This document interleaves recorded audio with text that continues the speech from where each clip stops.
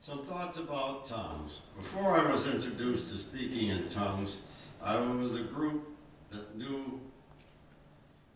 had met the Holy Ghost, but hadn't got the gift of tongues. When Miss Louise anointed me with oil and touched my eye, the fire of God went into me. I was overwhelmed with a feeling of love that I had never had before or since. But I wanted more. After the Holy Ghost or spirits introduced me, an introduction, he waited to see what I would do next. I had already made a commitment to learn about the Bible as much as possible. For a man that prided himself on reading a lot of books, I have been woefully ignorant with that. With great humility, I took steps. Although God had given me many talents for which I am very grateful to him, they had not come easy. When I had to get to learn things, it came hard. When I got to 1 Corinthians chapter 14, verse 18, and read, I thank my God that I speak with tongues more than ye all. I felt the hunger to know why Paul felt this way. I still had baby steps and was self-conscious with speaking in tongues, but I knew there was a real two-way communication between me and God when I did this. And speaking directly to God in a two-way conversation gives you reliable information. This is important since our enemy distracts us with lies and misdirection. I can't overemphasize just how strong this misdirection is. They tempts you with different things and distracts you, the great deceiver. And when you're speaking in tongues, you're speaking directly to God, and you think about, after you speak in tongues, say briefly, you might get some thoughts that you haven't ever had before.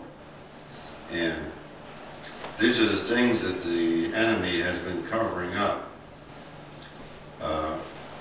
You stop and see what you have, what kind of different thoughts that pop into your mind.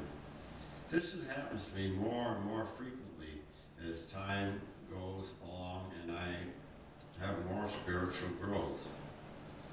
I learned that years of psychotherapy couldn't uncover some of the things that I learned in just, say, an hour of conversation with God and speaking in tongues. Hey, that was good. Did y'all get that? I keep about others who pray this way for extended periods.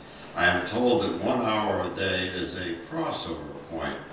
One of the alternative ways of communicating through music, singing, and piano. Almost anything I play seems to attract the Holy Ghost.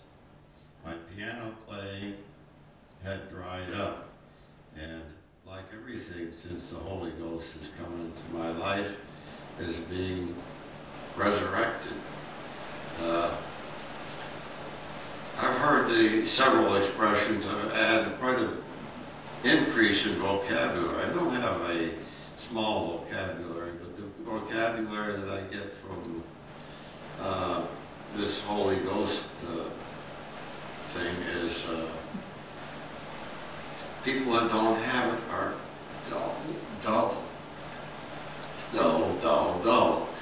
It's like seeing people that are standing there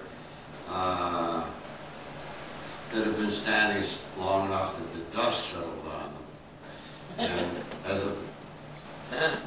opposed to true, vibrant colors, and the colors show up in the music. When the music is anointed, it comes through. We had this happened to us in Singspiration. I've been working hard on a piece for at least a week or two and put everything I had into the piece. And it was a praise him, praise him, praise him, an arrangement that sparkled. And when we played that, the people were kind of stunned. And then when Miss Louise and I got up and sang, and we made the singing come alive by making it easy for somebody to follow, we had the whole place rocking with this music. And it was just, they didn't know what was happening, but I knew. The Holy Ghost fell on the whole place, just like at the day at Pentecost. And this is where I am in this spiritual growth, and I am eager for more. That's what I have to say for now. You want to play that piece right quick for us, Mr. Hoyt? You want to play that piece for us? Okay.